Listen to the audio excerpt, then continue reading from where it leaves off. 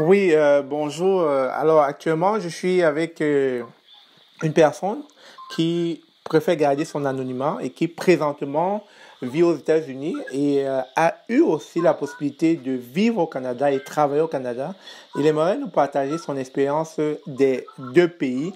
Est-ce que le Canada est mieux? Est-ce que les États-Unis est mieux? Il va nous en parler tout au long de cette entrevue. Alors, salut. Je vais t'appeler comme ça là au hasard Paul. Comme ça va garder l'anonymat. Salut Paul. Ok, pas de problème. Salut, salut, salut. Ok, bon, Comment vous allez? je vais bien, Paul, je vais bien. Alors, ce qui m'a poussé à t'interpeller, c'est que j'ai vu beaucoup d'échanges là où tu parlais beaucoup des États-Unis, tu mettais beaucoup l'accent sur l'immigration aux États-Unis. Alors, mais qu'est-ce qui te fait dire ça? Pourquoi les États-Unis? Pourtant, beaucoup de personnes tendent à croire que le Canada est l'Eldorado.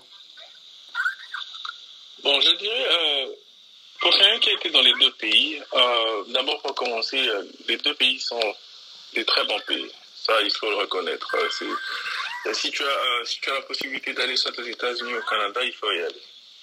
Et donc, c'est un peu ça. Mais les gens ont tendance à aimer, excusez-moi, les gens ont tendance à aimer le Canada un peu plus. Et si on analyse vraiment, la première raison d'abord, c'est aux États-Unis, avoir les papiers, c'est compliqué en fait. Ça, c'est la première raison qui décourage les gens d'aller aux États-Unis. Les papiers, c'est pas facile. Pour avoir les papiers aux États-Unis, c'est pas facile. Et surtout, les immigrants, les étrangers, quand ils arrivent aux États-Unis, cette affaire de papiers là, ça complique. Et ils savent que s'ils vont au Canada, ce sera très facile. Donc, ils vont plus au Canada et ils s'intègrent là et ils aiment plus, c'est tout à fait normal. Mais si on doit vraiment analyser, euh, d'abord, le Canada et les États-Unis, il y a beaucoup de Canadiens qui vivent aux États-Unis d'abord. Et bon, si le Canada est beaucoup mieux, mais pourquoi ils vivent, ils vivent aux États-Unis? C'est vrai qu'il y a aussi certains Américains, bon, qui travaillent et vivent Je pourrais au vous dire la Canada. même chose, c'est clair, il y a des Américains qui viennent travailler ici. Oui, tout à fait. Mais si vous regardez le nombre de Canadiens qui viennent travailler aux États-Unis et le nombre d'Américains qui vont au Canada, c'est vraiment les proportions sont pas les mêmes.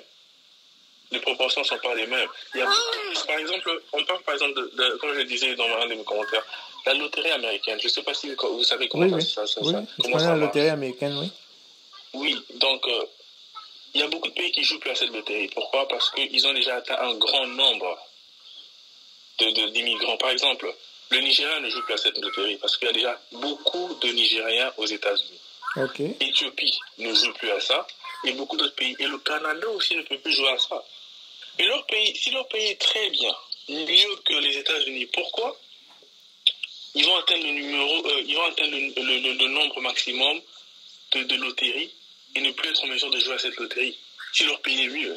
Déjà, ça c'est un point qui va faire comprendre que si on arrête d'être fanatique, on essaie d'être réaliste, ils savent que les États-Unis c'est mieux. Et même si vous regardez, moi j'ai rencontré certains Canadiens natifs, ils vont rigoler un peu à on aime notre Canada. Mais franchement, les États-Unis c'est notre grand frère.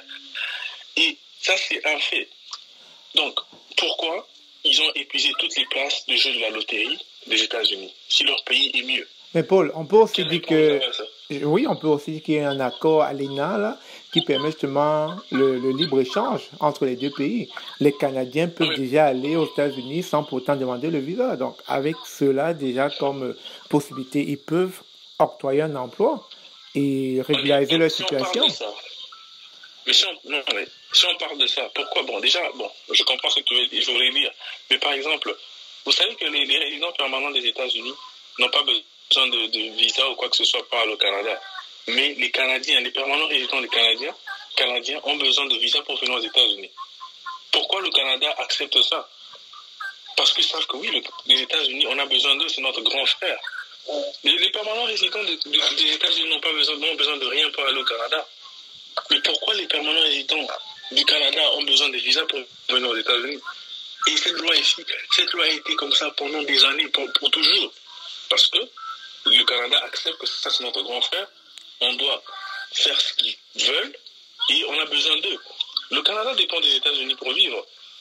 Et vous pouvez remarquer que toutes les grandes entreprises, Amazon, tout ça, tout ce qui est grand, le siège c'est aux États-Unis. Et ils font leur business au Canada. Donc le Canada dépend à 100%. Donc si on doit parler de... certaines personnes nous racontent, par exemple... C'est sûr que sur le plan économique, on ne peut pas dire non. C'est juste sûr que les États-Unis sont nettement en avance sur le Canada. Déjà, on peut voir au niveau démographique, on compte quasiment 300 millions et quelques d'habitants. Donc c'est normal que sur le plan économique, les Américains vont être devant nous. Mais nous, ici, quand on immigre au Canada, on recherche le bien-être. On recherche une certaine sécurité que peut-être les Américains n'offrent pas, que les États d'Amérique n'offrent pas. C'est très capitaliste. Ok, donnez-moi un exemple. Bon, c'est mieux qu'on parle en termes d'exemple. Vous me dites, voilà, par exemple, ça, et je vais vous répondre. Quoi, par exemple, ce qu'on a remarqué, c'est quoi? Les Africains, surtout les Africains, ils ont trop tendance à sauter sur ce qui est facile et gratuit. Et c'est vrai, je ne refuse pas. Si vous êtes, surtout certains Africains, et surtout francophones, un peu, je suis désolé, je sais que beaucoup n'aiment pas ce terme, un peu paresseux, ils veulent débarquer au Canada, ils veulent tout ça un peu facile, qu'on lui donne tout. Ils vont au Canada, ils trouvent que c'est mieux, parce qu'ils savent que là, les choix sont un peu faciles. Oui, mais une nouvelle fois, Paul, votre argumentaire est biaisé, parce que vous disiez tantôt, quand nous étions en offre, que Toronto est comparable aux États-Unis. Alors, si vous dites que cette sécurité sociale est plus dans la province de Québec, là, je peux vous comprendre, puisqu'elle est francophone. Mais si on est dans le reste du Canada, les autres provinces, c'est quasiment à l'égalité des États-Unis, capitaliste. Non, pas du tout. C'est vrai que c'est proche, mais c'est pas égal. Je dirais que c'est proche, mais c'est pas égal. Même si on doit parler d'opportunités, par exemple, beaucoup d'Africains se plaignent que, j'ai même lu certains Nigériens, que non, ils arrivent au Canada, ils ne parviennent pas à trouver des boulots qui leur conviennent, ils font n'importe quoi et tout. Déjà ça, par exemple, aux États-Unis, il n'y a pas trop, si je peux appeler ça, cette discrimination. Tu peux venir de n'importe où, tu débarques aux États-Unis, tu es compétent, tu vas travailler n'importe où. Et pourtant, au Canada, beaucoup de gens se plaignent que non, je viens d'arriver, j'avais je ne sais pas quel poste au pays. J'arrive au Canada, on me fait faire n'importe quoi. Aux États-Unis, ça n'existe pas. Tu es compétent, tu étais je ne sais pas quoi en Afrique, tu débarques aux States, tu es compétent, tu peux entrer n'importe où. On voit ça partout. Mais au Canada, on vous remet dans des petits trucs, vous commencez des petits jobs et tout. Je ne dis pas qu'aux États-Unis, ça n'existe pas, mais si vous êtes très compétent, vous êtes bon, des fois même, sans même ajouter un autre diplôme des États-Unis. Si vous êtes très performant, vous êtes un bagarreur, un bosseur, vous pouvez intégrer sans commencer par n'importe quoi. Mais au Canada, on ne voit pas ça souvent. Alors, si je comprends bien ce que tu es en train de dire, c'est que tu revendiques le fait que aux États-Unis, on accueille facilement les migrants, contrairement au Canada.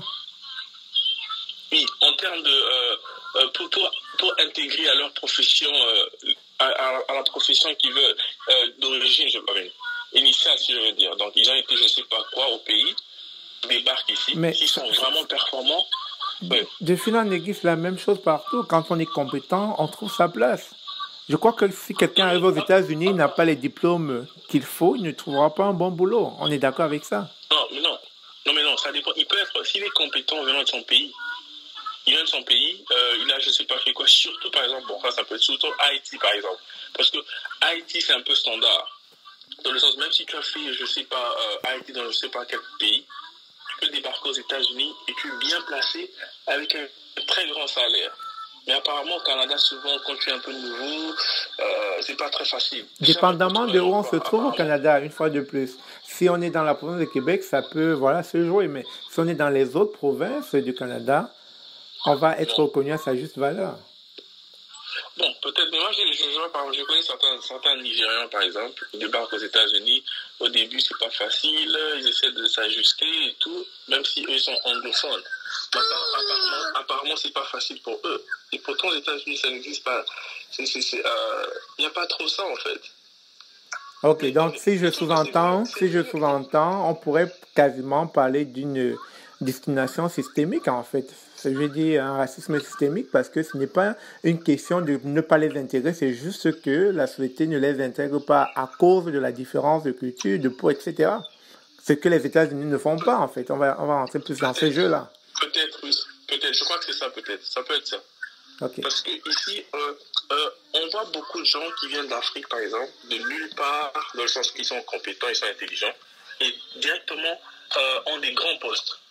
Et apparemment, au Canada, c'est pas très facile. Tu viens d'Afrique, même si tu maîtrises ce que tu connais, on va te réduire un peu d'abord avant d'atteindre. Mais aux États-Unis, tu connais. Hein. Tu débarques, tu viens du Cameroun, tu es bon, tu peux parler un peu d'anglais, allez. On te jette n'importe où. Alors qu'au Canada, apparemment, c'est pas trop ça. Okay. Et ça, même quand on parle, il y a beaucoup de gens qui débarquent au Canada, ils prennent plusieurs mois pour trouver un boulot. Aux États-Unis, ça n'existe pas. Okay. Tout ce que tu as besoin, c'est de savoir parler anglais. Tu sais parler anglais, tu viens lundi, mardi, mercredi, tu peux déjà commencer un boulot décent. Mais apparemment, au Canada, c'est un peu, c'est pas. Mais j'aimerais pas qu'on avance bien. J'aimerais que vous me parlez de. Oui, Paul, de manière factuelle, vous avez fait les deux pays. Vous avez été au Canada, vous avez été aux États-Unis. Qu'est-ce qui vous a poussé à quitter le Canada? Vous êtes arrivé au Canada en quelle année? Bon, d'abord, pour commencer, à la base, j'étais aux États-Unis. Et puis, c'était pour un boulot. La compagnie nous a demandé si on pouvait aller au Canada pour une année, travailler pour aider la compagnie parce qu'ils sont aussi au Canada. Donc, c'est pas que j'ai fait plusieurs années, c'était juste une année. Je travaillais d'ici, de la compagnie de Washington DC. Ils ont envoyé là. J'ai dit, oh, ça serait une belle expérience. Je vais aussi aller travailler un peu là-bas pour voir un peu comment ça se passe. Donc, j'ai eu l'occasion de voir les deux. Et déjà, en termes d'opportunités, il y a trop d'opportunités aux États-Unis comparé au Canada. Au Canada, c'est un peu limité, donc il y a des opportunités, mais pas comme aux États-Unis. Ici, il y a trop d'opportunités. Tu as tout ce que tu veux. Il y a trop. Celui qui ne peut pas trouver un boulot au Canada, aux États-Unis, c'est vraiment c'est rare en fait. Et ceux qui ne trouvent pas, quand on dit ils trouvent pas trop ce qu'ils aimeraient faire en fait. Mais ils trouvent quelque chose à peu près. Mais ne pas trouver, c'est pas. Oui, mais on me parle très souvent de la barrière de la langue. Très souvent, parce que c'est la plupart des immigrants qui viennent au Canada sont très francophones. Alors, il y a la barrière de la langue. Quelqu'un qui est francophone qui va aller aux États-Unis va se casser la tête. Il faut quand même qu'on soit. Ça, c'est vrai. Voilà. Bon, oui, ça, c'est vrai, évidemment. C'est ça. Voilà, c'est un des problèmes qui fait que certains étrangers, surtout francophones, sont un peu. Ils se grattent la tête, ils sont pas très stables. En vrai, c'est la langue qui cause le problème. Et puis, ils vont préférer le Canada parce qu'ils trouvent que ce sera plus facile pour s'intégrer. Mais un Africain bosseur qui essaye d'étudier et d'apprendre la langue, c'est par exemple, nous on est arrivés étudiants, on est allé à l'école comme tout le monde, on a eu des diplômes, on a eu des masters, on s'est intégré sans problème. On a toutes les opportunités qui viennent de partout. Donc le problème c'est quoi? Beaucoup, la langue. Et puis certains ne veulent pas aller à l'école et se concentrer, travailler et étudier. Et je trouve que beaucoup sont juste un peu paresseux, je veux dire. Beaucoup, j'en aime pas quand je dis ça, mais beaucoup sont paresseux. Ok, mais Paul, t'étais dans quel coin au Canada quand t'es arrivé? Bon, Toronto, moi j'aime Toronto. J'aime Toronto parce que c'est anglophone et puis je trouve ça, c'est un peu comme les États-Unis. Donc, c'est un peu comme les États-Unis, donc... J'aime la vie. Là, ok, on ira dans cette base. Vous étiez à Toronto, vous avez décidé d'aller aux États-Unis, vous établir. Alors, quelle est la différence les deux systèmes au niveau de santé? Est-ce que le niveau les soins de santé au niveau du Canada étaient nettement mieux, l'accompagnement était mieux? Donnez-nous un peu vos avis des deux pays. Voilà. En fait, c'est quoi le problème? Au Canada, c'est, comme on le dit, c'est pratiquement gratuit. C'est gratuit, donc vous voulez voir un médecin et tout, vous allez, c'est gratuit. Mais souvent, quand vous allez voir un médecin, vous devez attendre, et surtout même quand vous devez voir un médecin pour une opération ou un truc sérieux du genre, souvent vous allez attendre beaucoup de temps. Vous attendez pourquoi? Parce que c'est gratuit. On doit servir tout le monde et c'est gratuit. Par contre, aux États-Unis, je vais donner pourquoi les gens trouvent que aux États-Unis c'est trop compliqué. Aux États-Unis, c'est quoi? vous devez avoir une assurance par votre employeur. Et quand l'employeur vous propose une assurance, souvent certaines personnes choisissent des assurances moins chères. Quand tu choisis une assurance moins chère, parce que c'est toi qui dois choisir, Bien sûr, les gens ne veulent pas dépenser beaucoup d'argent. Ils choisissent une petite assurance moins chère. Ils se disent que bon, je suis africain, je suis en forme, je ne tombe pas facilement malade. Et quand quelque chose arrive, il doit payer plus d'argent au-dessus parce qu'il avait à la base pris une assurance très moins chère. Par contre, certaines personnes, comme certains même blancs, il va prendre une très bonne assurance qui fera que quand il tombe malade, il ne paye presque rien. Maintenant, la différence avec le Canada, c'est quoi? On vous fait payer beaucoup de taxes parce que cet argent-là va aider le gouvernement à vous donner, comment on appelle ça, à vous donner des soins médicaux gratuits. Par contre, aux États-Unis, on retranche très peu de taxes et on vous demande vous-même d'aller choisir votre assurance par votre employeur. Je ne sais pas si vous comprenez un peu ce que je veux dire. Tout à fait. Certaines personnes vont faire quoi? Ok, ils payent peu de taxes, mais il accepte de payer une bonne assurance. Il accepte que son employeur lui enlève assez d'argent pour à la fin, quand il tombe malade, tous ses soins sont payés parce qu'il avait choisi une très bonne assurance. Par contre, certaines personnes, mais si je peux payer très peu, je ne tombe même pas malade souvent. Je veux garder, épargner mon argent. Donc je prends une petite assurance, mais je prends une petite assurance, je ne tombe même pas malade souvent. Donc au lieu de payer beaucoup d'argent, je prends une petite assurance. Et quand il tombe malade, il a des grosses factures. Et il se plaint. Mais si tu es sage, tu payes une très bonne assurance, ça sera un peu plus cher, mais ça va te couvrir pratiquement à 95%, si pas 100%. Le Canada fait pratiquement la même chose, dans le sens que le gouvernement ne te fait rien payer, mais il t'enlève plus de taxes. Aux États-Unis, tu es un peu libre de choisir ton assurance et on t'enlève moins de taxes. Donc, à la fin, ça peut redevenir pratiquement la même chose. Dans quel sens? Au Canada, on t'enlève plus de taxes et on te donne l'assurance gratuitement. Aux États-Unis, on t'enlève plus de taxes. Exactement. Et puis, on t'enlève plus de taxes, donc tu peux compléter en faisant quoi? Tu payes un peu plus, avoir une meilleure assurance. Par exemple, moi, c'est ce que j'ai. J'ai la meilleure assurance. Je ne paye rien. Ma femme a accouché il y a quelques mois. Elle est payée 0,0. Mais c'est ça que je dis, ça s'équilibre en fait. Ça s'équilibre parce que ce que nous on paye sans savoir nous donne place à la gratuité du système de santé. Et ce que vous n'avez pas de gratuit, il faut plus cotiser pour. Voilà, en fait, ça s'équilibre. Donc c'est ça, voilà, ça s'équilibre. Mais maintenant la différence c'est quoi? On n'a pas ces grosses latentes comme vous. Si je vais aux urgences, on me reçoit rapidement. Okay. On me reçoit rapidement, plus ou moins rapidement, mais vous là-bas vous attendez pour une opération, vous attendez pendant longtemps et tout. Ici c'est pas ça. Donc, comme vous avez dit tout à l'heure, ça s'équilibre. Et aussi, mais la différence que je trouve que aux États-Unis maintenant, tu n'as pas à attendre tous ces mois. Et voilà, tu n'as pas à attendre. Et puis si tu vas à un hôpital, c'est un peu lent ou quoi, tu peux aller à un autre hôpital. Tu peux trouver quelque chose de plus privé. Je suis d'accord avec toi.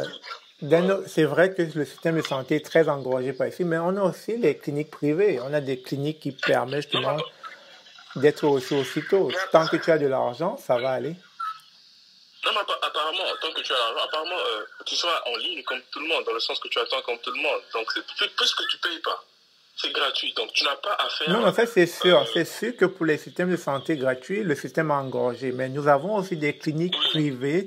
Nous avons aussi des cliniques qui nécessairement ne travaillent pas avec le ministère de Santé, je veux dire, qui ne sont pas subventionnés et qui nécessitent que tu payes pour les soins. Donc, ces cliniques sont assez rapides.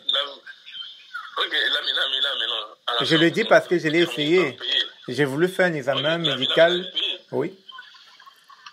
Et là, vous payez, non? Bien sûr, là, il faut payer. Il faut payer pour le service. Ouais, c'est sûr. Ça.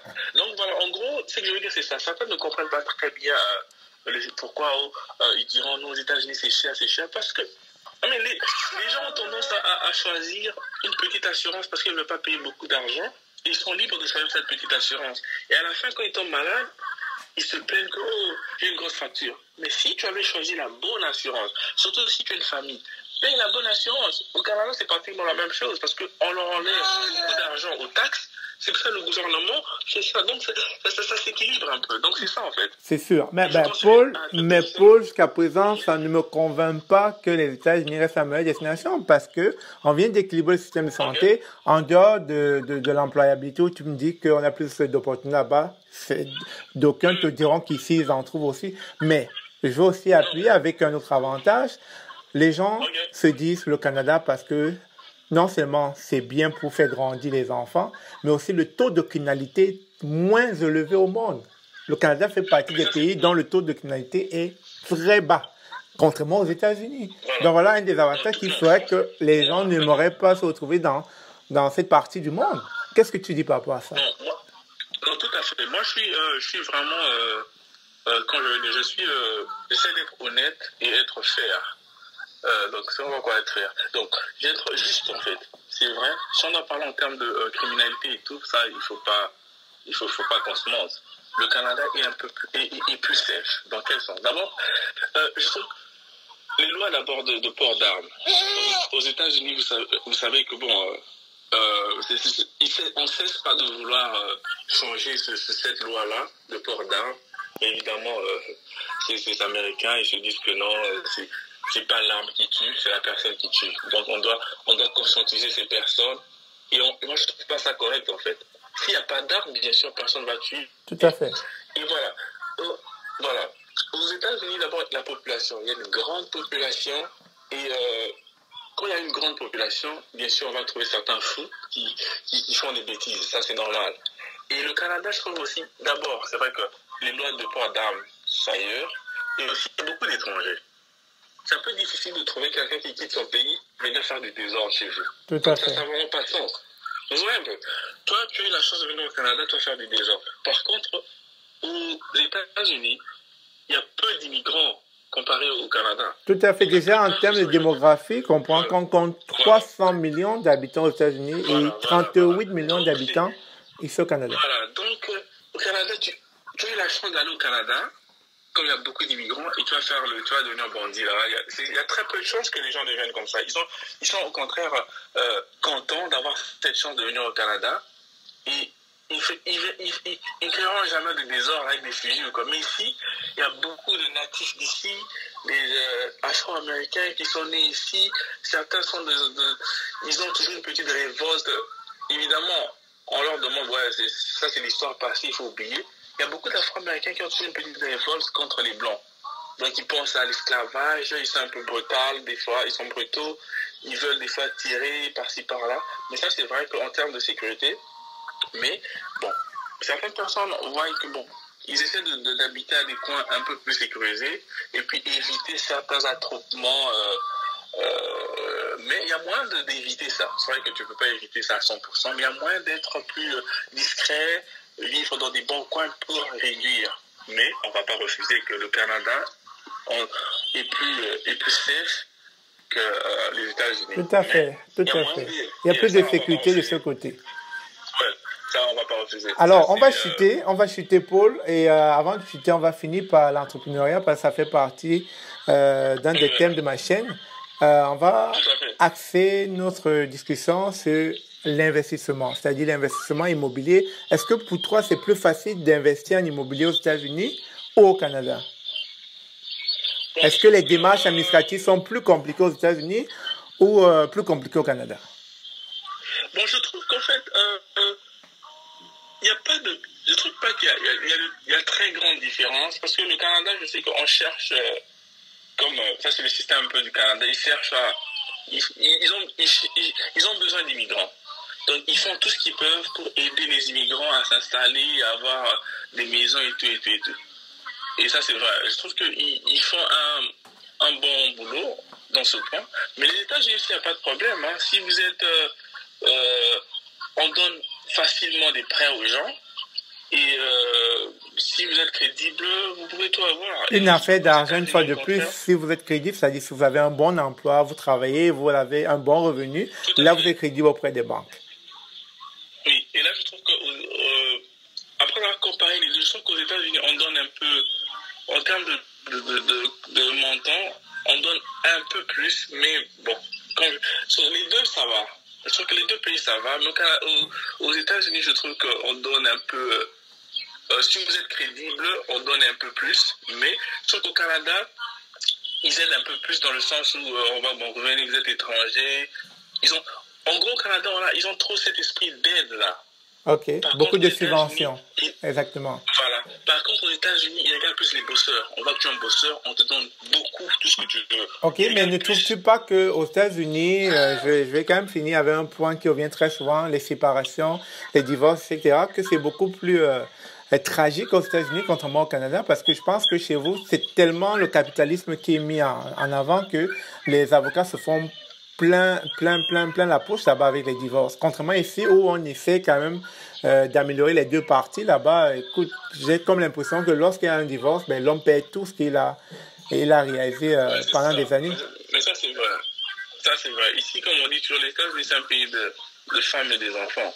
Quand il y a des problèmes, franchement, ça, c'est vrai que l'État va protéger la femme et les enfants. Donc, il y a beaucoup de chances que si tu n'as pas un cas solide, amen, tout ira chez la femme, en fait. Ça, c'est vrai. Super. Donc, Paul, on va conclure.